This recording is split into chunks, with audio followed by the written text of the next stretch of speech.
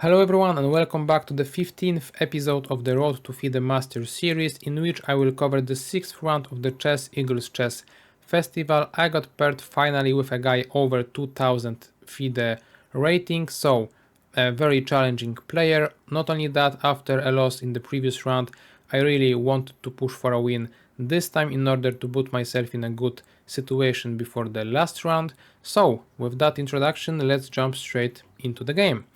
I opted for e4, and with Andrzej I have a history of playing mostly rapid games in which he opted for Sicilians, and I had something prepared against them, and he was mostly a Sicilian player.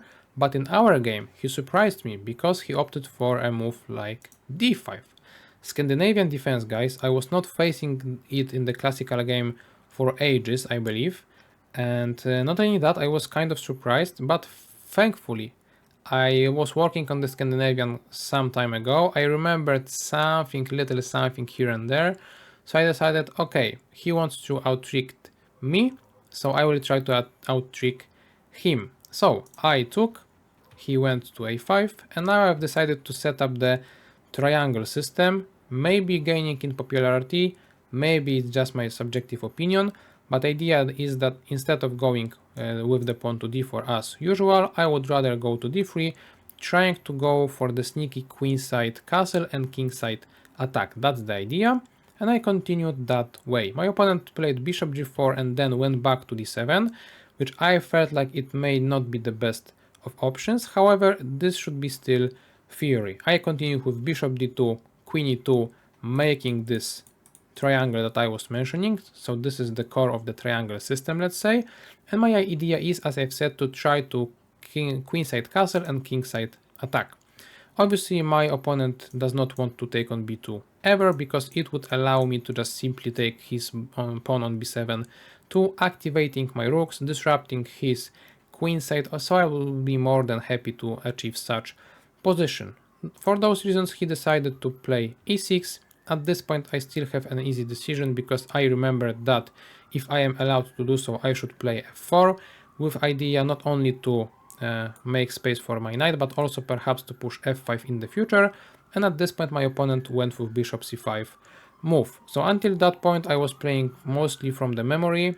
Such move was a new one for me, so I decided, okay, I have to think about it, because it's hitting my knight, so I either has to move the knight or protect the knight. And I have one option like that and the second option like that. So both are kind of nicely looking. What are the differences? Well, at first I thought I will play knight f3 simply. What's the idea? Well, the idea is that he cannot really try to finish the development with a move like knight c6, because now after knight a4 his queen is completely trapped, like all the squares are taken. And for that reason he cannot do it. And if he cannot do it, how in the world is he supposed to defend, to develop this knight and continue the game anyway? But then I found the knight g4 idea, quite a nice one, with one point being that if I now castle knight f2 will be the fork. I really thought about just giving it away, and as you can tell, computer likes it a lot as an idea. But as I as a human was not so sure about whether or not I should risk it so early in the game, mostly because I also felt like I am just better. So I decided, okay, I will not go into such variations, so maybe at this point I will try to play something else, like h3 or rook f1, either making the knight jump there and then not going back ever, or making the knight not jump there if I don't like it much. But the problem is that whichever move I decide to play, this one or this one, the knight will not jump to f2, but rather e3. And this is the move I really didn't like, because it stops me from castling to any side. It's attacking a lot of my pawns, squares, etc. And after the exchange, then the bishop will stop me from castling. My f4 pawn is weak. I don't have the bishop pair, so something went wrong. And because of this knight e3 idea that was here, I decided against playing knight f3 and just simply went with castle. But in here I also have one drawback to the variation, because my opponent is allowed to play knight c6, even though it seems like once again he's just simply trapping his queen, but the idea now is that after knight d4, knight b6, he can take my queen too with a check. So after getting to such position, I was not sure if I am even a little bit better, and for that reason I decided once again against playing knight a4 and decided to simply play knight f3, covering the d4 square, so where the knight jumps there I can simply take it, and then f5, the idea that I was mentioning earlier, because I wanted to create a isolated pawn for the opponent. And this is obviously everything that I've calculated while deciding whether should I play long castle knight f3. At this point I felt like the best option for the opponent would be surprisingly to take with a pawn, due to the fact that, okay, by taking with the bishop he then exchanged the bishop, but his bishop might be actually a better one than mine. I know it may not seem like it, but if opponent will be allowed to push e5, then the bishop can get activated through this diagonal, and it might be powerful, while mine also is on the very long, very nice diagonal, but is hitting virtually like nothing. So what's the point, right? So I felt like this might be a good option for the opponent. However, he opted to exchange the bishops, not the queens, because in here actually the endgame would be very much favorable for me because of this weakness. So only the bishops, not the queens, and we got into such position. The point of mine was to play rook d2 e8, and I calculated until this point from the distance, thinking that okay, I should be a little bit better here thanks to this isolated pawn. But only now, after this more or less forced line, I realized that opponent has an amazing way of playing this position, which is e5. And if I try to continue with my usual plan, which was initially knight d1, going away from the pressure and protecting the b2 pawn, e4 is coming, just giving away simply a pawn for as of now nothing, but long term for the overall advantage initiative, because my pieces are stuck on the first and second rank, and I will not be ever able to make use of this pawn as of now. An opponent might just simply try to continue development, hit the pawn, take over the e5 square, have an amazing space for all the pieces. Like, I cannot be ever better here, I might be even worse, even though I am a pawn up. So I was not mad at myself for not seeing it, I was more like thinking, okay, I'm just unlucky, because, well, what can you do? At this point you were calculating, I mean, were calculating, but let's imagine that you are me. You were calculating the variation, you decided that you will play long castle due to tactical reasons, then you went through all the variation until the point of f5 takes, you decided even whether or not opponent should take with the bishop, the pawn or the queen, etc. And then at this point, at the end of this first line, it seems like you are worse. What can you do? I mean, you can be a better player for sure, but there was like no mistake on my half on this one. It was just purely unlucky. Maybe I'm wrong about this, you can correct me in the comments. But thankfully my opponent did not spot this idea of sacrificing a pawn. He wanted rather to simply protect it first, so he went with rook e8 idea, and after that I have just time to play both knight d1 and bishop g5, not really allowing the opponent to push e4. The idea is that at that point, if he really tried to push e4 now, I can simply trade here. If he captures on f6, I don't know, like somehow I can simply try to give a check and then perhaps grab the pawn like that, not leaving myself an isolated pawn.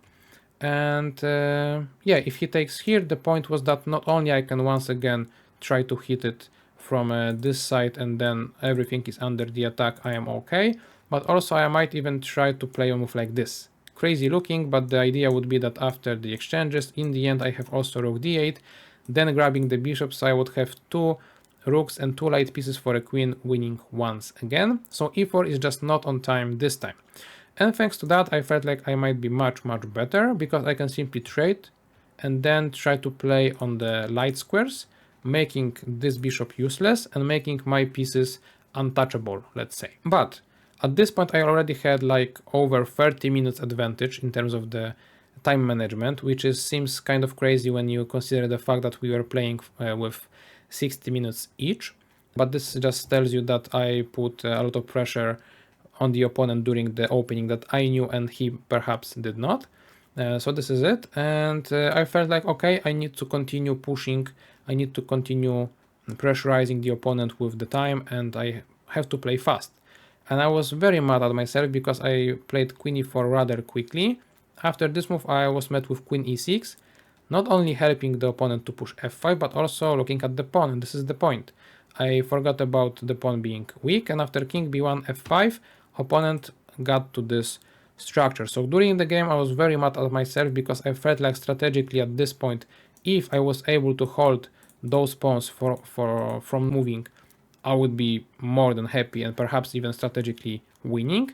But only after the game my opponent tell me like, what were you trying to do anyway to stop those pawns? If you play here, I can also try to play queen e6 and f5.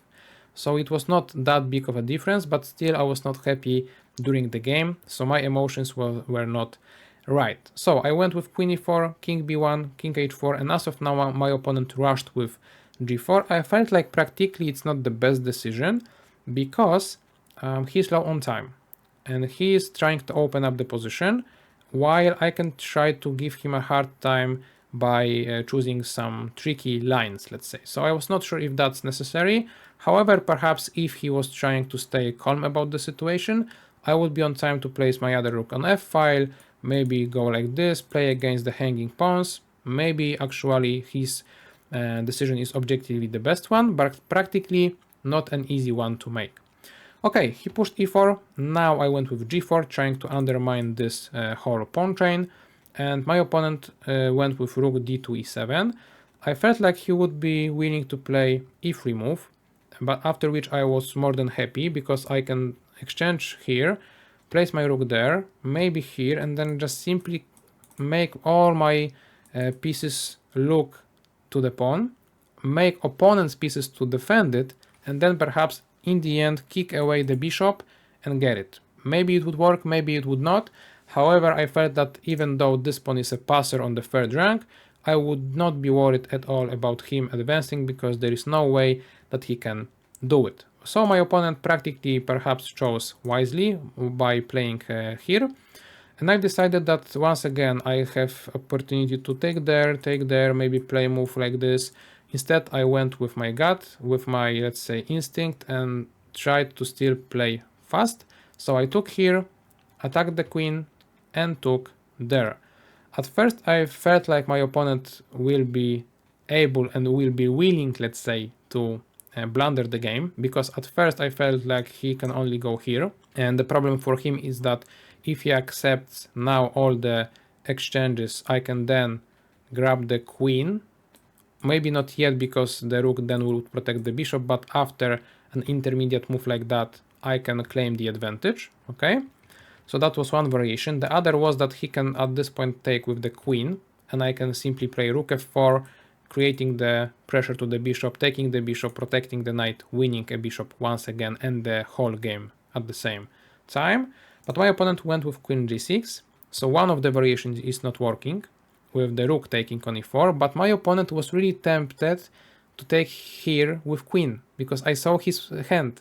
I talked to him after the game, so yeah, initially he was thinking about this move, making me win the game, but now, only now, he realized that he cannot do it, and thankfully his queen was on g6, not d5, because at this point he can just simply escape to c6, and he is not losing any material. However, I told the world simply, it's not that simple, because king being here is never an easy thing to navigate, and my opponent was low on time. So even though I knew that perhaps I might be more precise if I will play it correctly, think about it deeply and so on, I decided, okay, I just have to go with it and still continue applying time pressure. So I've just played what I felt like is okay. So I started with queen h3, hitting the light squares around the king, bishop c5, not really caring that much, a4, trying to set up the checkmating pattern. Also the pawn cannot be taken because then I would take the rook, so I have some tricks up my sleeve, you know. My opponent went though with rook to d4 move, and at this point computer suggested that I should exchange the rooks, but I never wanted to do it in the game because my rook is the attacker. I don't want to exchange it, I want to use it to attack. So for that reason I decided to check the opponent, but after queen e4, queen f6, rook d6, in the end I really have to exchange the rooks, and at this point I was not so happy with the outcome because, well, I was hoping to checkmate the opponent, and as of now king is kind of safe there. My h2 pawn is not so safe, so will I be able to win this game? I was not so sure. So how can I continue? Knight c3 perhaps would be just too risky, because at this point I'm losing a pawn and it's hard for me to activate my knight effectively in terms of creating pressure to the opponent's king. And for those reasons I felt like I have to find something else, so I threw in one check, then the second check, with the idea that perhaps my opponent will go to c6, and at this point I would decide what to do, because as of now maybe finally I will play knight c3 anyway. Okay, if there is nothing better than that, I have to settle down for this. Or I can actually try to go back to c3, sorry, with the queen, not the knight, and then play knight f2, with the idea that I am covering this check, so maybe it would work. However, after queen g2, objectively, I don't have such a high chances of winning, because I cannot resolve all my issues, and that's the theme throughout this whole endgame. I have many issues in terms of the h-pawn, and I'm still pushing for a win, even though I have those problems, because my opponent is low on time. So, in the game, however, after this check and this one, opponent went to e7, and I felt like, okay, now that's the time to activate my knight. And guys, note that I cannot do it through c3 square, because at this point I would be perhaps even losing, because I have to trade queens, and with such an active king, with such an active bishop, quick bishop, and a weak pawn, I would be losing. So I have to be careful, and I have to play knight e3, stopping this check and obviously giving away the pawn. But as you may imagine, I don't care about the pawn, I care about the whole point. So how did the game continue? I played queen f5 with the ideas of knight d5 and then trying to go for some checkmating patterns. My opponent played a very nice move, queen h4. He was, let's say, shaking because he had like 5 seconds on the clock. He had the queen in his hand, and he was deciding between h6 and h4 a few times, here and there. And I was not expecting either of those moves, because I felt like he might be able to try to play here.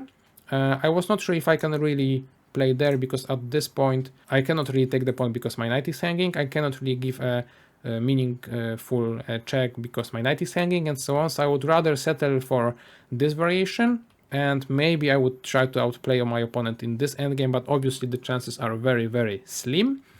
But my opponent went with queen h4, trying to creatively protect this square, this pawn, and also attack this pawn of mine. Very creative. But in here I just felt, okay, let's play b3. Waiting move, solidifying move, because my pieces are kind of well placed. How will the opponent react? And I believe he reacted badly. My threat is to go knight f6, queen d7, checkmate. And it's a real threat, and that's why I played b3, because actually after losing the pawn, queen would protect there. So b3, and now the idea of the opponent to really solve his problems would be to play queen h6 now, because after knight f6 there is queen g7 covering one checkmate, after queen e6 there is queen e7 covering both checkmates, and after queen g8 there is queen f8 stopping everything. So it's very risky to go for such line, because there are checkmates everywhere. But if you were, for example, to have more time, perhaps you would find it. My opponent did not have time, did not find it, played bishop e7, after which I played queen e5. And now I'm hitting here, and perhaps the best way would be to just simply go back. But after this move I had prepared one check, second check, maybe now after king goes back, knight f6, so king has to go up. Now knight f6 anyway, trying to go there, and so on. So not an easy situation still for the opponent. But at this point he basically blundered with like 2 seconds on the clock. He played c6. After c6 I was able to not give a check here, but on b8, not allowing the king to escape that way, but rather having to go this way, and me being able to grab one pawn and then the other. But surprisingly at this point I'm not even better, guys. Look at the eval bar. After grabbing additional pawn, which helps me to get the pawn and protects the knight, I'm basically losing the evaluation. What's going on? Well, I guess you can guess it. It's about this pawn, which is very fast, like a bullet, right? And the crucial move in here for the opponent to make was actually not to start pushing the pawn, but play king e6. And I saw this move. I was really unsure what to do against it. Thankfully, I had still like half an hour on the clock, so perhaps I would lose all my time to deal with this situation, because like, what's the point of playing such move, right? I will show you on the example of the game. If he pushes h5 now as he did in the game, I can now go to c4 with a check, and after king e6 now, I have queen f2. And this move came with a check, so now I was able to go to f2 with my queen because e3 square was no longer taken by the knight, and this queen looks both to my pawn and also to the opponent's pawn, and for those reasons I can try to now start pushing mine. And there are the races, right? This pawn versus this pawn, with my queen being perfectly placed here. But if my opponent changed the move order and play queen e6 first, the biggest difference, guys, is that I cannot play here because there is no check and my pawn would be lost. I cannot play here yet because my knight is on the way. So black did what they want, I cannot do what I want. So what's the move? I don't know. The queen has to protect the knight has to protect the pawn, and this pawn is running, so I was not really sure what to play. Perhaps I would consider moves like this, trying to defend the pawn like that, making my knight free and then making my queen free, but would I be able to compete in those races effectively? I'm not sure. Thankfully though, because of the time trouble at this point, my opponent played h5, allowing me to give this check, maneuver my queen here, and in here I'm like practically winning. Computer may say, okay, it's not that big. Practically with such time trouble to the opponent, I'm winning. Simple as that. If he plays h4, I play a5. If he plays h3, I play a6. He cannot push further, he has to protect it somehow. The best way would be to just simply play queen g2. Not only I can just simply perhaps try to trade and win such endgame, computer dislikes it and feels like it's a drawish situation. Maybe it would be, so that's why at this point, instead of only exchanging, I would consider this move. I liked it a lot in the game, so I feel like I would have find a way to play it. The only concern about this would be the c2 pawn that is hanging, but if I calculated perhaps till the end, thankfully, hopefully, I would be able to find the variation. And my opponent, since he's low on time, he's trying all the tricks that he can. He did not went for obvious queen g2, but rather went for the bishop h4, and this move does not accomplish much. It's just, you know, time troubles screaming at me and nothing else. And queen g2 as of now does not work that well either. Once again, I can simply try to trade, but I don't have to do it.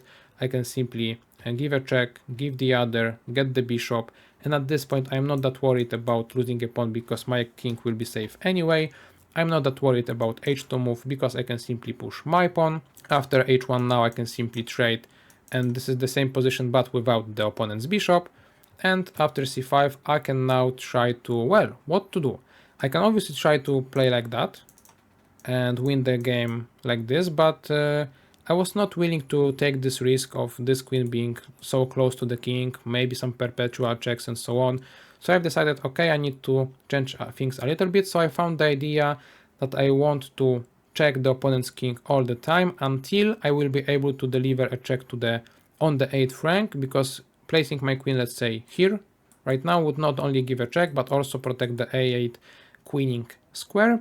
So I gave a check here, there, and my opponent blundered in the end with this move, allowing me to just simply take this rook, take this pawn, you know, promoting the other, and he acknowledged the fact that he blundered and he resigned at this point. If he played it more precisely with king to h7, I can then king and deliver a check here on e7, and after king h6 now, as I've said, queen f8 and then a8, winning the game too. So overall, I would not consider this game as a clean one, but a win is a win. It was a very needed win in general. Opening was played very well. Middle game was full of not big surprises, but a little ones.